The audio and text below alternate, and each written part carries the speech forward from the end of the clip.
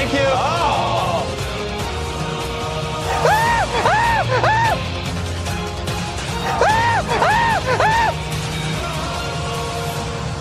Welcome to the 5th episode of URT Number, the Amazing Race podcast from Reality TV Warriors. My name is Michael Helmstone, and joining me as always is the Canadian who, after a night out with Covino and Rado, will wake up in a bath full of beer, although I can't guarantee it'll be with all of his internal organs, Logan Saunders. Afternoon. And the lady who none of us trust or hate, Michelle Pierce-Donovan. Hi. Hi. The Covino and Rado one had to happen, given that I've been talking to both of them today about how they should just drink around the world with Amazing Race fans. They're certainly capable of it. Rado keeps talking about doing it. All talk and no action with Michael Rado from 29. Well, I kind of want him to just get you really, really drunk. It'll be so funny. It wouldn't be too tough to do. I tend to be a bit of a lightweight. Exactly why it will be entertaining. It would be good TV. Why don't you drink more, Logan? And of course, every time you refuse to drink, Covino would call you a cocksucker. Yes, I'm sure he would. I love Rado and Covino so much. And we are back for what is sort of a grey area. Is it the midpoint? Is it not? Of the season. We're 5 weeks into the 8-week season, but we're exactly halfway through the legs now. Yay! Yeah. The rest of the season is going to go by so damn fast. They've never done this before where they cram 6 episodes into 3 weeks. In fact, we're recording this on Saturday, which means it's about 17 or 18 days, and the season is done. And the season hasn't even started in Canada yet. Oh, right. CTV hasn't even started airing this season of Amazing Race. That's not just a Canada's backwards and really far behind type of joke. CTV is waiting, another 5 days, Michael, until they start airing this season 5 days a week? Something like that, yeah. I think it's 5 days a week, and then there's a couple of double episodes as well. So I think it starts next Sunday. Why do they do that? Because they're just burning it off, because they've agreed to air it, I think. That's weird that they have spots. How would they suddenly have spots every day? I mean, I know here you've got your regular programs that are every day. You can't suddenly fit something in 1 week. Yeah, it's also the Winter Olympics, though, isn't it? And anytime Canada's not involved in a sport, they'll just put Amazing Race on as a stopgap. You think I'm joking, but I'm really not. Okay. Yeah.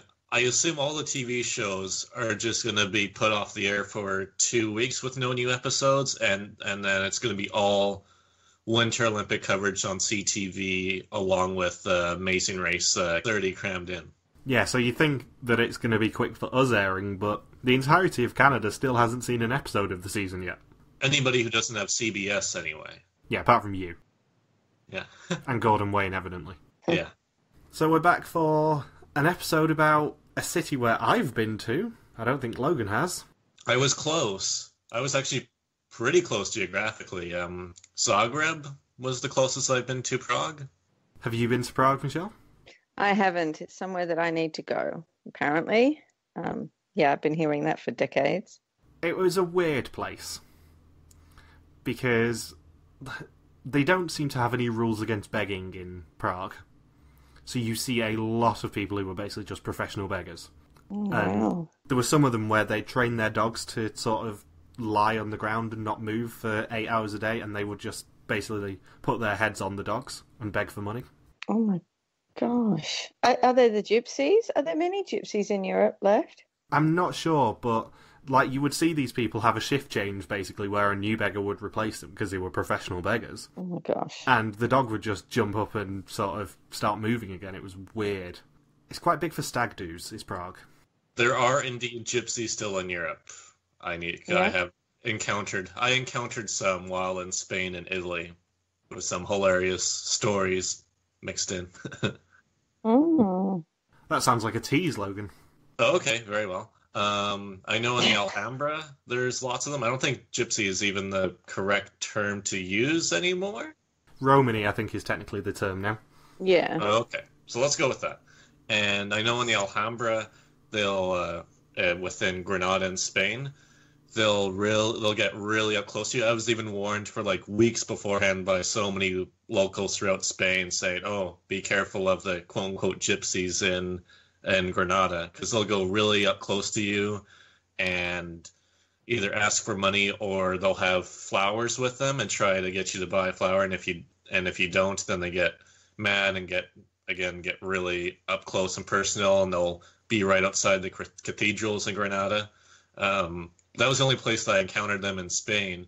And then in Italy, and actually when I stayed with my cousins in San Giorgio Morgetto, they were at that train station, which would have been a really small town, and then they were bothering us. And like the cousins I stayed with don't speak English at all, or well, a couple of them do, but only about 100 words. So they pretended that they only spoke English and didn't understand Italian or the language that the Romani were speaking. But then they still kept bothering us. And then in the train station, she even came into the train station, tried to bother me, and I just ignored her. And then two guys from Kenya ended up just giving her money, and then she walked away. You do see a lot of people like begging at restaurants and stuff in certain parts of Europe and trying to sell the flowers and stuff. Yes, in Spain, like I've noticed they would come in like rounds of 3, where the one guy will come by, he'll try to sell you a bunch of stuff, and if you say no, he'll go away for a few minutes. And they're allowed to like go into the restaurant or a lot of the restaurants are outdoors too, and they're allowed to just go amongst the tables, and the waiters and waitresses will not kick them out. They'll just let them have free reign unless they're really bothering you. And then they'll come back a second time, try to offer more stuff, and just leave it on your table, and you're just left awkward with these awkward toys and knickknacks until they take it away again. And then what they'll do is either in the 3rd or 4th round, it'll be a completely different person who is much nicer try to sell stuff. And then I've noticed some of the tourists will end up buying it from the nicer person. It's one of the tactics that they use. And that's Logan's lesson about travelling around Europe. Yes, very common in like the warmer climates with like Spain and Portugal and in Lisbon. It was really common to see that, and I didn't see it quite as much in Italy, but in Spain, all the cities I was in, it was always like that. So Amazing Race. Yeah, that was quite the opener for this podcast this week. Well, the best thing about this, Logan, is the fact that you don't know Yesterday's Sunset podcast had a cracking story from Michelle about her proposal. Oh, well. And how she basically made a wallaby ricochet off a mountain. What? In the most Australian story ever created. You'll have to listen to the podcast. It's so good. I've got past that bit on the edit already, and I'm just like, oh my god, this is actually hilarious still. Yeah, you did laugh a bit. I know, it's so good. Because of the fact that Joe and Dan passed the bridge where Dan proposed to his wife, I just turned around to Ant and Michelle and went, have either of you got a good proposal story? And Ant said no. Michelle's like, maybe. And then just rattles off this 2-minute story, and I'm just sat there going, A, this is amazing. B, how the hell have I not found out about this in the past 4 years? This is amazing. Yeah, I have lots of weird little stories like that. Well, bring them to me. I love a story. That's how I'm the weird person that I am. You know I love this sort of story, Michelle, and it stops me saying that you hate your children for at least a couple of minutes. Yeah, exactly. So, previously, 7 teams raced to France, where Evan lost a tooth, and Cedric and Sean sank after a double battle. Joey and Tim bit off more than they could chew, and Lucas finally proposed when him and Brittany won their first leg of the race. That's all Phil said, basically. Did they actually, say that Joey and Tim left? Yeah, they said that Joey and Tim bit off more than they could chew. Okay. But I don't know, I must have looked down. I didn't see a picture of them or anything. Hilarious pun. And teams must now fly to Prague and find the Rudolfinum, where the double U-turn board awaits. Ooh, spooky. This was the worst flight scramble in Amazing Race history. Oh yeah, everyone booked their flights at the pit stop. So it's like, what's the point of giving them the clue where to say where they're going when they already know where they're going? If they book that at the rest stop or the rest period, then it's utterly pointless saying fly to Prague. Yeah. But they've got to do it for us. Yeah, but they could have it. They could have Phil do the introduction and saying teams are now going to fly to Prague, and they have to book it using this handy app, and then just not show anyone read the clue. Yeah. Yeah, Prague was essentially introduced twice during the episode. But on the plus side, we do get all the departure times. Yay! So Lucas and Brittany left at 4:34, Christy and Jen left at 4:43, Eric and Daniel at 4:52, Henry and Evan at 4:58, Alex and Connor at 5, and Trevor and Chris at 5:43. Chris and Trevor really got lost on that last leg. Yeah, they did. And the thing is that it's like this leg didn't have the big equalizer. It's like in the earlier seasons where it was sort of in 2s or 3s in terms of like your performance carrying over to the next leg. Because that's one of the complaints for this season is that it's like Amazing Race Canada where the start of each leg everyone's just bunched together again. At least with the start of this leg, even though there was no real flight scramble, you were still grouped in based on how you performed in the past 2 legs. Or in the past leg, I guess. Yeah. And let's be honest, the next leg is basically going to be rendered null and void by the fact that they're doing a partner swap. Is the partner swap happening in the very next leg? I think it's in between the next 2. That's how I understand it, at least. Like it'll be at a rest period where Phil just shows up saying, "Oh, you're going to switch partners for the second half of this round." Like it'll be an equalizer when Phil shows up. Well, I think it's going to be leg 7 is a non-elimination. Everyone's going to get brought together and say, "Right, you're swapping partners." So, will they actually eliminate a team that's composes of people from 2 different teams then? Probably not. It'll probably just be for like a task or 2 then. Well, it is for an entire leg, definitely. But I've seen a theory that what they're going to do is take the times after the first leg and then have whoever comes last in the second leg, the person whose team did worse in the previous leg is eliminated. Really? Yeah, that's the theory that someone had on the internet.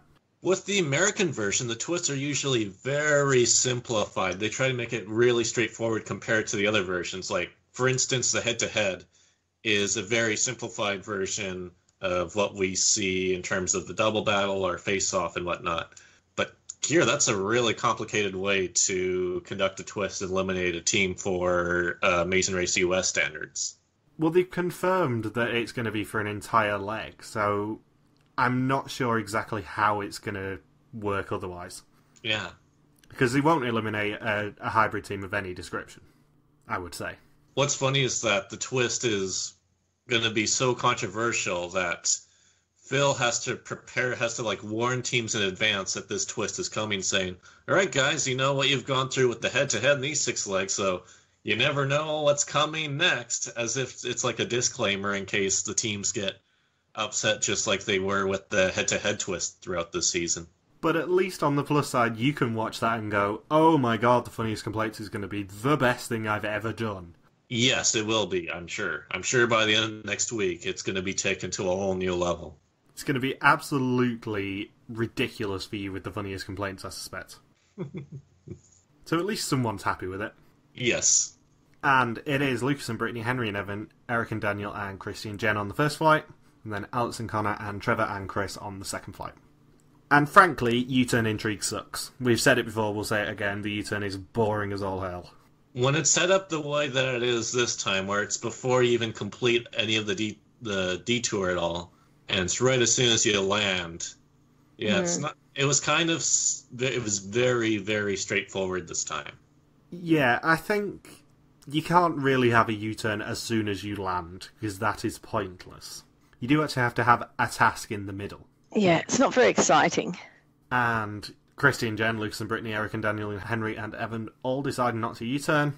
And, of course, because it's a U-turn, it's a detour, which, just to add insult to injury, is a blind detour.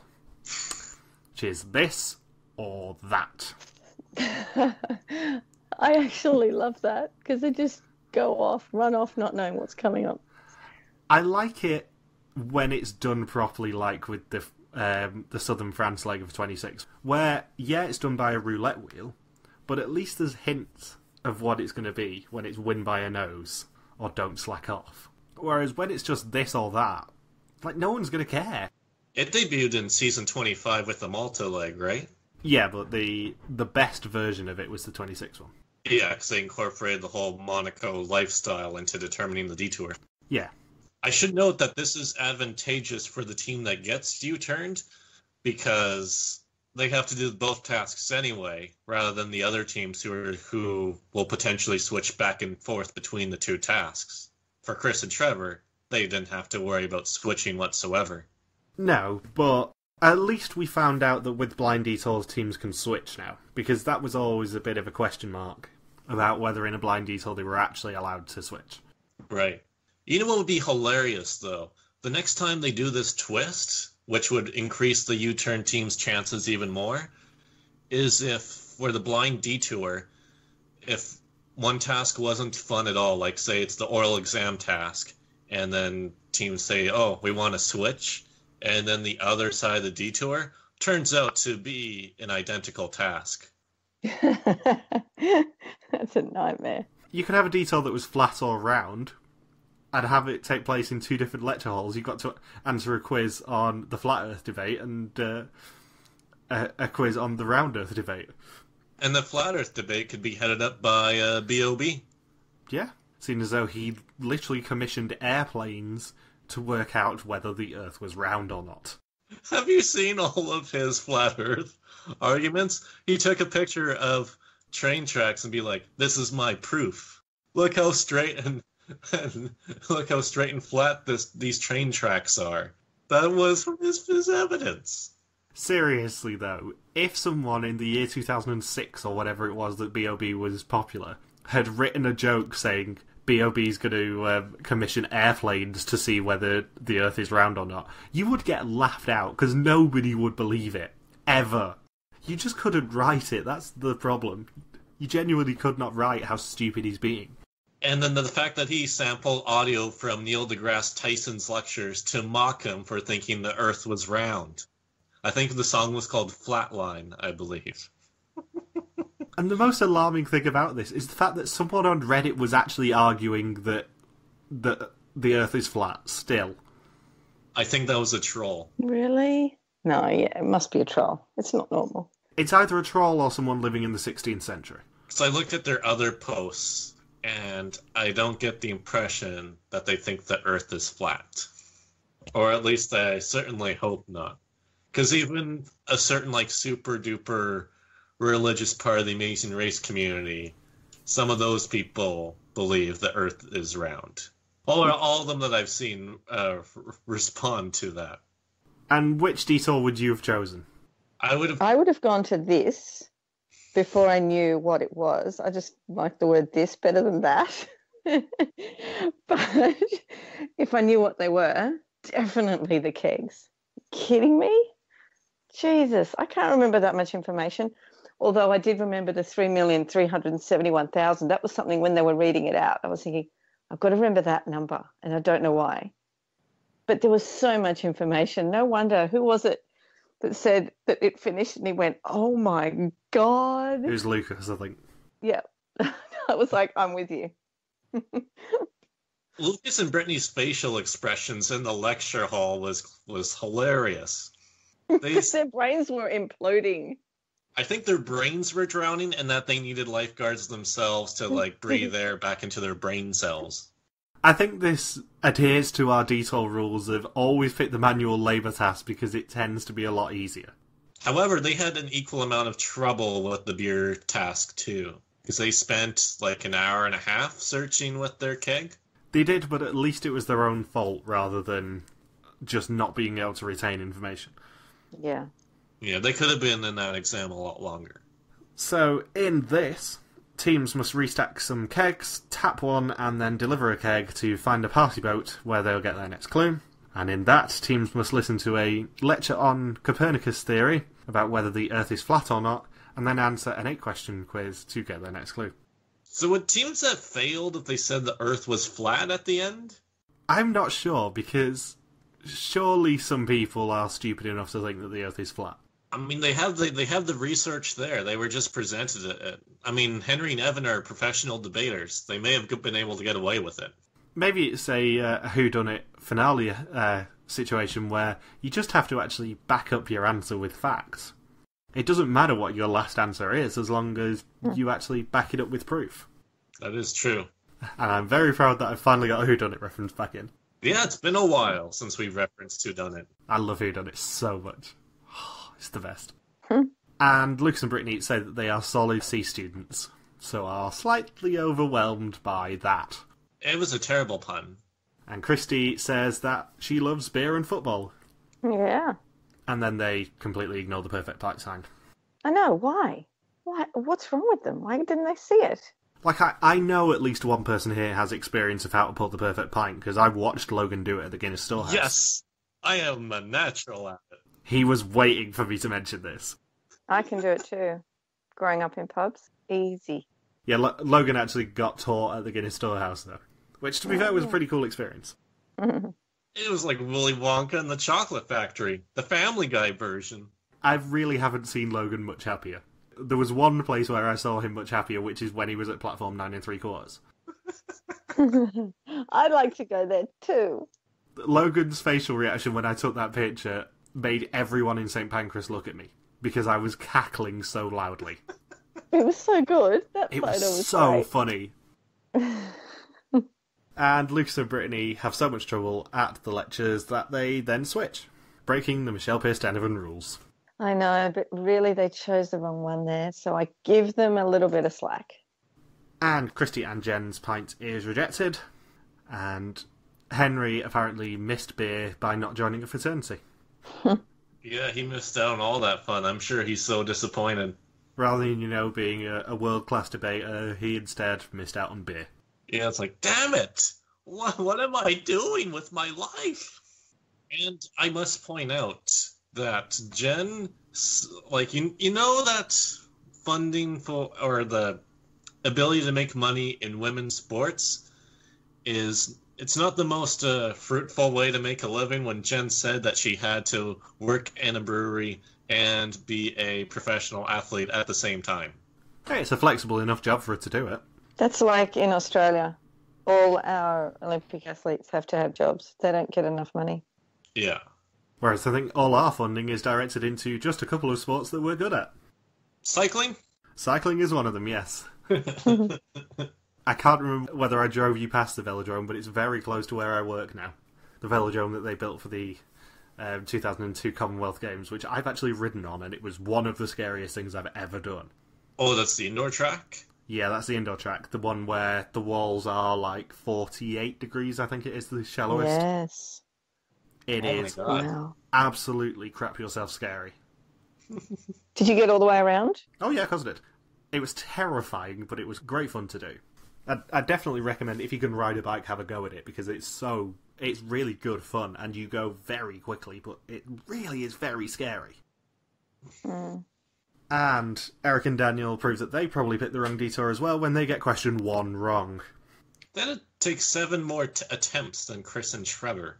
Like, if Chris and Trevor were on that first flight, they win this leg by quite a ways, because even guessed on the roadblock what the missing word had to be. Yeah, I'd say Trevor and Chris were very unlucky to get U-turned.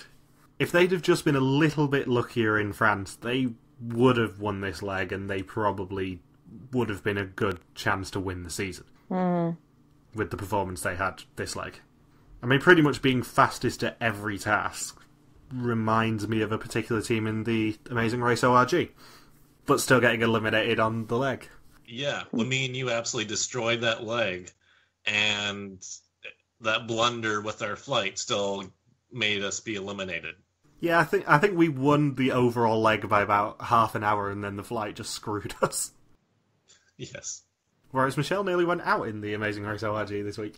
Oh, it's coming up in every podcast, is it? Oh, Michelle, it is. Until you prove me wrong and win another leg, I'm going to keep mentioning it because it made me laugh. Oh my God, we didn't win any leg in our first season. Even we won legs and we went out in 5th. Well, you know what? We got second. So it doesn't matter that you got 5th and won Well, lots of legs. We won 2 legs and should have won more. Should have, could have, didn't. I love how your immediate argument is to just go defensive and go, well, yeah, we got 2nd overall. It's like you still lost. Yeah, it doesn't matter. We got further up there. You still won as much as we did. No, I got more money. They get more money in the real thing, don't they? They do, but we didn't get any money for it. Not by much. Only first place gets anything. Isn't it about 50k the second place get? No, Yeah, it's not 25k. It's 25. Yep. Because Justin at the 27 finale said that first place to second place, it's 40 times the difference. 25k for second, and I believe 10k for third. 10k is about 12th place in Survivor, I think. That's what I was saying. What is second in Survivor? Second's 100 grand in Survivor, yeah. Third is 80. And then fourth, 65. I don't know how I know those 4 off the top of my head, but I do. And in Amazing Race Canada, only the winner gets money, and then second to last all get absolutely nothing. Brutal. And the beer judge says that he needs 2 fingers, which, let's be honest, if Ben was joining us, I would have factored that into his intro. This is the sort of thing that I find incredibly immaturely funny. I wrote that too, saying, what, you need 2 fingers with the foam? Oh, wait, we're talking about beer. Oh, dear God, why? Jesus. Okay, and Lucas said he had... No, I'm not letting you talk. What I wanted to say was that Lucas, when he was doing his beer, he held it up to the camera and he said, I feel like I have too much foam. And the whole thing was foam. How do you make a whole thing of foam? There was no beer in there at all. I'm pretty sure that no one in America is taught how to pour a pint properly. Not compared to, like, the pub culture of the UK and Australia. And the Czech Republic. Well, the Czech Republic, there's less pubs, more bars. Czech Republic is very beer heavy, but not in the same way that the UK and Australia are with, like, the little country pubs. I just don't know how you'd make a glass of foam. Like, if that was part of the challenge, make a glass of foam, I don't think I could. It's quite an impressive skill to do it entirely in foam. That should have been like the challenge for the save or something like that in season 26. Pour yourself a glass of foam and you get the save. Unless they didn't tap it properly. Because if they didn't tap it properly, it wouldn't have got much liquid, it would have just got foam, surely. And one of the questions in the quiz detour is a mole-style morality test of...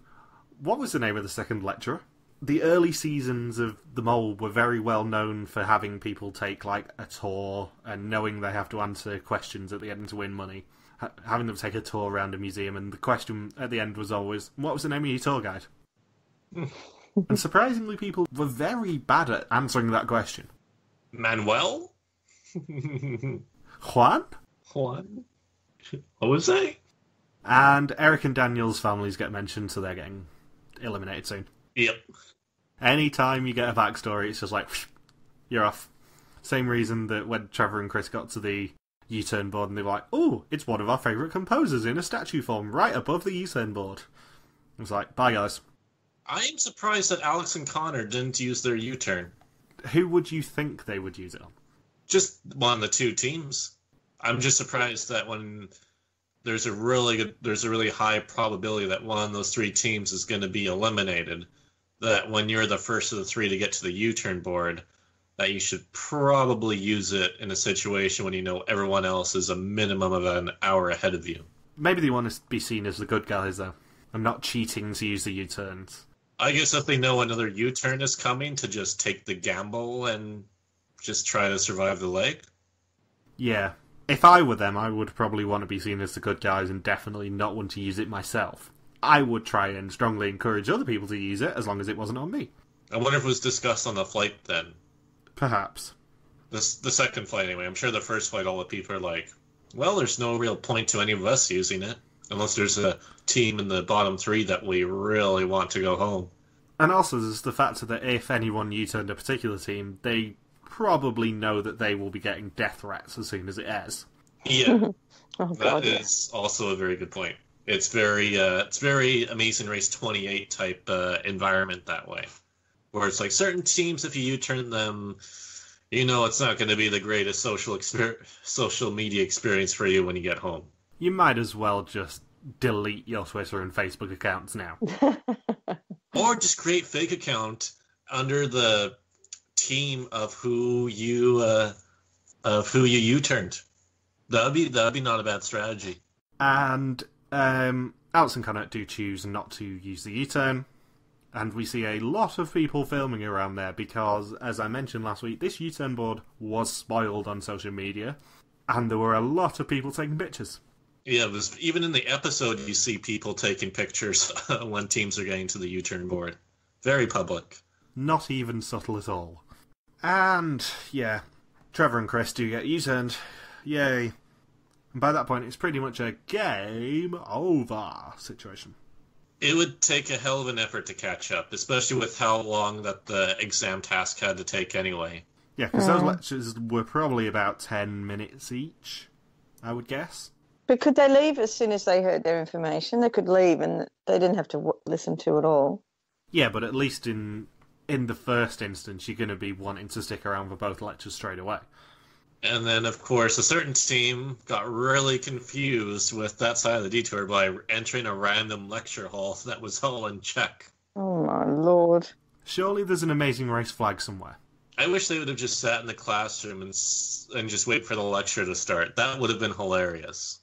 Maybe that would have got them eliminated. That would have been wonderful. If they were beaten by a bunch of rules. And Trevor and Chris don't get frazzled about it at all. And back to Connor being an absolutely livable dope when he says, "Oh, beer! Yes!" He's just so happy that there's beer involved. He doesn't care about anything else. He just wants beer. He is so much the stereotype of the random roommate that you find crashing on your couch for like months at a time. He is a great, great bit of casting. And I don't buy into Alex being just a big endorser of water and orange juice. Something tells me that neither does Connor, which makes it even funnier. And Eric and Daniel are the first to leave that, and teams must now find a beer spa to get their next clue, which may be hiding in one of the beer spas. It's like continuing the Amazing Race 19 tradition of not having clues in a clue box. It's just taken to a whole new level. Yes. See, if this were Israeli Amazing Race, they would have made them search the beer spas for the next clue with the patrons in there just for funsies. Oh, that would have been good. That would be what I would do. And I'm deliberately not naming it because Jordan keeps criticising me every time I name it incorrectly. Sorry, I mean, if no, I can't mention names. He who shall not be named, if he thought it was disgusting, just the whole idea of the beer spa, imagine him with his hand down there trying to find a clue. That's what I mean. Maybe he would have actually shown some emotion. Fish it out. Fish it out, Liz.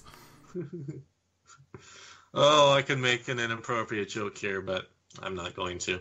Do it. I was just saying, I really hope there's no foam in the bath. Why did they stand up for, Team Extreme, and they didn't stand up for anyone else, really? As soon as the girls walked through the door, they were standing up. Because they were respecting the fact that it was an all-female team, and they didn't want them to think that they were naked down there. God. They're the only all-female team. I think they just want to show off their hot bods. It's been a bad week for naked middle-aged men. What with Bob in his pants unhunted as well. That was terrible. We talked at quite a length actually yesterday about Bob in his pants. That was the worst shot I've ever seen on a TV show.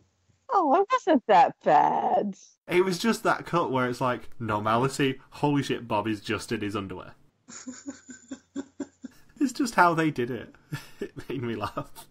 And, Christy and Jen leave this in second, with Henry and Evan in third. But it's Christy and Jen who leave the spa in first, with Eric and Daniel in second. Henry and Evan have quite a bit of conflict throughout this brew detour.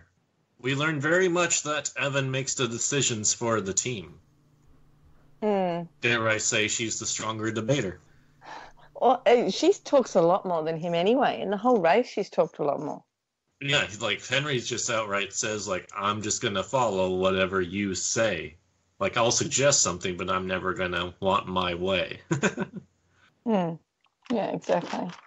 Like, taking the metro versus taking the taxi seemed like a bit of a mistake to make.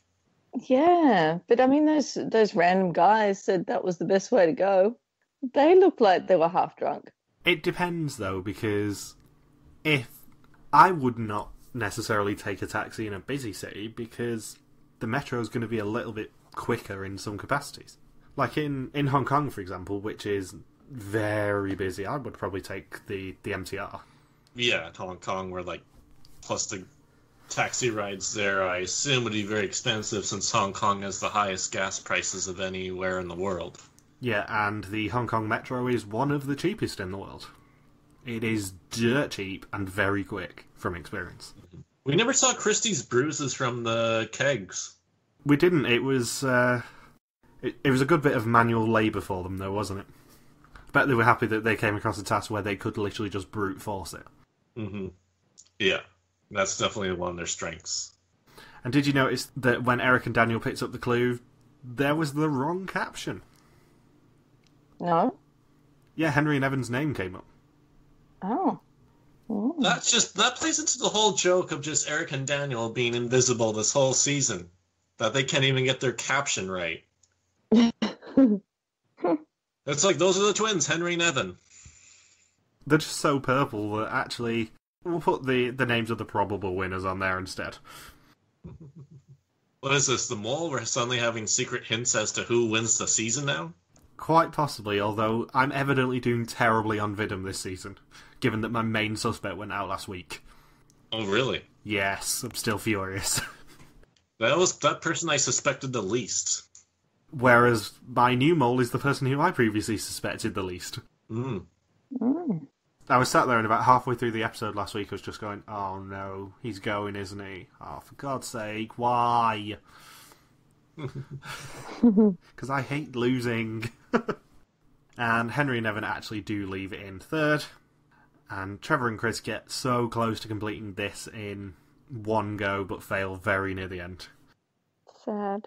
And once teams get to the abandoned warehouse that is after the beer spa, that I'm not even going to try and pronounce, it's a roadblock, which is who is a globetrotter?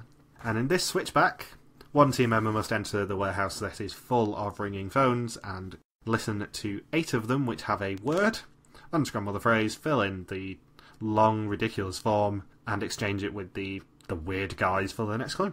Was it the same guys as last time? I don't think so. I think the guy with the stamps was a lot older last time. It was the same warehouse, definitely, because those stairs were there, where they waited out the penalty. I think that was just like the Amazing Race Prague Kafka warehouse. I haven't had time to go back and actually double-check that it is definitely the same warehouse, but I'm pretty sure it is. Did you guys know that the party boat for the detour task was actually communist? I did not. Because it's named Fidelio. Right. Good point. Okay. Yeah. I know everyone on there looked like they were drinking apple juice. Yeah, they were actually drinking rum and smoking cigars. True story. And the task is done entirely from memory, just to make things a little bit more fun, because we're making it a bit harder from the Zanar scandal. Just to humiliate Big Easy that much more. Or sorry, Nate. Yeah, he's not Big Easy when he fails so much. I didn't even know his real name. I just always call him Big Easy. It's my birthday! And it's Jen, Daniel, Evan, Alex, Brittany, and Trevor doing this roadblock. This roadblock wasn't actually that interesting to watch this time. No, it really wasn't, because it was done in the daytime as well. It was less atmospheric. That's true, too. That's a good point. They didn't put the lights on in there at all. It looked so dusty, and it looked like it would give me some sort of vicious hay fever while I was walking around. I'm not going to lie, if Amazing Race Australia ever came back, I would love to see it where you're just trying to do a roadblock, but distracting yourself by sneezing all the time. Oh, my God. It would be so funny. Oh, no, it wouldn't. It would. Give me the antihistamine. And Connor does drink the beer on the way out from the second bit of the 3-part detour. And Luce and Brittany leave that in 4th, with Alex and Connor in 5th. I like the map. the map that they showed on screen to show where teams were in contrast to the brewery. Yeah, I like that too. And Daniel and Evan team up at the roadblock. Jen gets a rejection, but then she leaves in first. I didn't even know which twin was doing the roadblock until Evan said Dan's name. I just left it blank. I just said, Evan and a twin team up for this roadblock, and just waited until a subtitle came up on screen or someone said a name, and luckily Evan told us who did the roadblock. Otherwise, I would have had no fucking clue. I knew because, as I've previously mentioned, Daniel has a completely shaved head, so it makes it much easier to tell them apart, if nothing else. And as we know, Eric just has a full head of hair to really emphasize this difference. And teams must now find Letensky Park, the pit stop for this leg of the race. The last team to check in may be eliminated. And it's Eric and Daniel who leave second, with Henry and Evan in third. Gives me some hope when he uses the word may. If the team that's, losing, I really like, but then they go out anyway. I hate it when Phil does that. Well, the elimination structure of this season is weird because, let's be honest, we have to now have a non-elimination in both of the next 2 weeks' pairs of episodes. So it has to be either leg 7 or 8 and either leg 9 or 10. It's just weird that we've got into this situation where we've still got 2 non-elimination legs left and 3 weeks of episodes. Well, there isn't anything normal, but I felt like it should have been this one. I think it should as well, because it would have set up a lot of drama, which is great. It's exactly what we want. And in a result that shocks nobody, Christy and Jen checking in first, and they win maybe the worst prize Amazing Race has ever given away, apart from Double Express Pass. I know! I'm sorry, what the hell? They win a trip to exotic Perth, and before Phil even confirms that it's Australia, both of them are pretty terrible choices. A trip to Perth, Scotland would be bad enough, but a trip to Perth, which is one of the cities that is furthest away from any civilization ever in the world, yes, is pretty bad as well. And it's very quiet there. Yeah, they get a trip out to the island, but seriously, oh my God, why not Sydney or Melbourne? It's the arse end of nowhere. It's not that bad, but... It's about 750 kilometres from any civilised city, if not more. Yeah, poor loves. And they celebrate having 6 legs in the top 3, which is pretty impressive. Go girls, go girls. And Phil tells them, in a phrase that is going to make my skin crawl having to say it, to expect the unexpected. Get ready for a takeover. Phil is just thinking back to those wonderful times when he got to introduce Jeff and Jackie to everyone on live cameras, and hope and pray that they did not recreate their elimination station actions on live cameras. Jesus. You can imagine Phil going into picture, and CBS are like, and which Amazing Race team would you realistically like to bring over? He's like, well, there's a wildcard choice that they're called Jeff and Jackie. I think they would be good TV, but there is the risk of them recreating some of their antics on the race. I'd put an asterisk next to them just in case. They're probably going to be around and they'll be willing to do it, let's be honest, but let's just hope they don't do that on camera again. I'm surprised when Phil talked about the roadblock, when he said it was a cacophony in the room, that he didn't say cacophony. If it was Alan Wu, he would. Yes. Maybe Wu rang him up and just said, you are not allowed to use my puns, bitch. Did he ring him up on one of the phones in the room? Yeah, Alan Wu gangster. Alan Wu provided all the words. Wife or life? I don't know. Also, those phones are not light at all. They're Bakelite phones, as far as I'm aware, and in our version of Deal or No Deal, the host actually had to seek medical attention because he kept picking up the phone in a particular way and got RSI from it. Wow.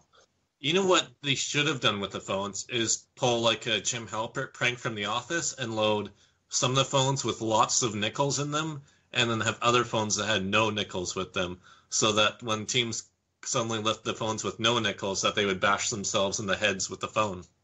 And Eric and Daniel check in second, with Henry and Evan in third. Literally nothing changes from the robot, let's be honest.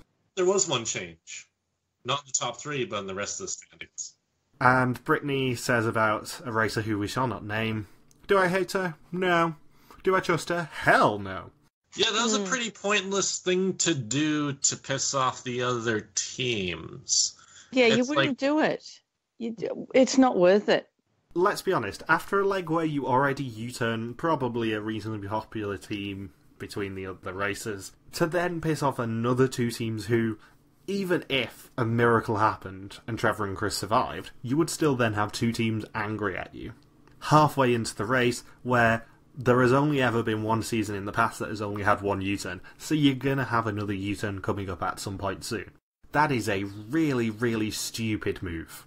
And with lots of opportunities where other teams are going to be working together on a task. I'm just completely shocked that a team like that would make some sort of big mistake socially barely halfway into their season. They've never done that before. Not like 10 weeks earlier. It's almost like history repeating itself. It's quite impressive how the time frames are lining up for this, by the way, for us to make these jokes. Yes. And Alex and Connor check in fourth, with Lucas and Brittany in fifth. And Phil just keeps teasing, expect the unexpected. There are more surprises to come in the last half of this race, to everyone. I like when Brittany was playing with the phones during the roadblock, as if she was like gossiping in high school or something like that. Yeah, she did say, I feel like I'm back in high school, and I'm like, oh, did you work on the end of a phone line in high school? And how did you pay to get through high school? I wish the theme song from Dream Phone played. What they should have done is, instead of having words from the phrases on all the wrong phones, they should have just had annoying music playing. Like teeny bopper music? No, like a polka. They should have had, like, Kids Bop versions of popular music. Oh, the Chipmunks. The Kids Bop version of Despacito should have been playing. And I don't know whether that exists, but I think it's an incredibly inappropriate song for Kids Bop to be singing if it does exist, and therefore I want them to have sung it. Pasito, pasito, suave, suavecito. No vamos vagando, poquito, poquito. Little message for Lucas and Brittany there. And that does then mean that Trevor and Chris are last to reach the mat and are eliminated from the race. Maybe expecting the unexpected refers to Chris and Trevor being brought back 3 rounds from now. They get the revival pass. Yes. Phil said, I warned you, anything could happen. I don't know why you're so surprised and angry right now, because I told you to expect the unexpected, guys. By the way, there's no spot the next first place finish. Yeah, Phil's broken his 3-week streak of saying the word spa. I know. He loves saying the word. I wish he would just stick his tongue out once when he said it, like, just really over-exaggerate it. Spa. Like the WhatsApp commercial. The goat. Like the goats. Yeah, but he wouldn't be able to do it like a goat, because if he did, April and Sarah would want to use him to do yoga. So next time, teams head to Zimbabwe.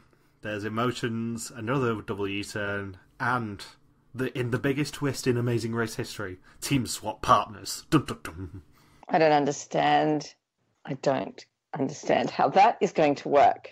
I think regardless of how it works, it's going to be some sort of letdown. Is it the biggest twist in Amazing Race history? What would you say is bigger? I think the Revival Pass and Chinese Celebrity Amazing Race would probably have to be number 1. You mean even bigger than, oh my god, in Amazing Race 10 we're going westward? Yes, we're going across the Pacific rather than the Atlantic within the first few legs? Crazy. What are they going to do next? I do remember how that was hyped up and literally no one cared. We haven't had a westward season in a while. 26? 26 was one. westward, yeah. Yeah. In contrast to Amazing Race Canada, which was norward. So, who do you think is going next week? Because let's be honest, there's going to be at least one non-elimination next week. Could it be 2? Do you think they'd put them both? I mean, it is double episode. It is, but then we would have to see 4 teams race in the last 4 episodes, which means 2 non-eliminations back-to-back. I think Eric and Daniel. I also think Eric and Daniel. Interesting. I know who goes next, so I'm not saying it. Or Alice and Connor. But I still put Eric and Daniel top. I can't believe we're getting full-on Zimbabwe for these 2 episodes. I know. This was the country where everyone was like, they're going to Zimbabwe? What? I was thinking of just the other African countries that have yet to be visited on The Amazing Race. And there's a few that are more stable in the general population or even in specific cities than the ones in Zimbabwe. Like Cape Verde would be a lot more stable. Gabon would be a lot more stable. I would love to see a Gabonese leg. As would I. I thought we were going to see it with when Survivor was there, but like Gabon looked so beautiful. They could have a proper safari leg. It'd be awesome. Surfing hippos. Seeing the elephant dung. There could be a clue popping out of the elephant dung in Gillian's honour. Like, what do you guys think is going to be the next African country to debut on The Amazing Race? Well, Canada keeps hinting at Congo being one of them. Isn't that dangerous there still? Yes, but they're constantly having Congolese races. I think it would be Republic of the Congo before Democratic Republic of the Congo, because as far as I know, there's not as many resources in Republic of the Congo, so there's not as much exploitation, violence over the blood diamonds, plus Brazzaville is a relatively stable capital within Africa, in contrast to Kinshasa. I'd like to say that I'm surprised that you know the capitals of both Congos off the top of your head, but I'm really not. You know, like Kinshasa, though, even though it has like more metropolitan, a lot more infrastructure there, I think Brazzaville as a whole is definitely more stable. It also used to be communist, unlike Democratic Republic of the Congo. I think they'll stay away from the communist countries for a little while, at least in terms of doing communist-themed legs after 22. Yeah, like they wouldn't do that in Republic of the Congo. I don't think they're not communists anymore. They just used to be. And I'm thinking like Gabon would probably most likely be next, maybe Republic of the Congo, and Rwanda. I'm surprised Rwanda hasn't been visited yet, because that country is actually really stable and is fairly big economically in contrast to the other countries that haven't been visited on The Amazing Race yet. Yeah. Any partner pairings you want to see next week? Other than the Instagram models from season 28? Other than them, yes. Maybe Evan with Connor. I think that would be an interesting dichotomy.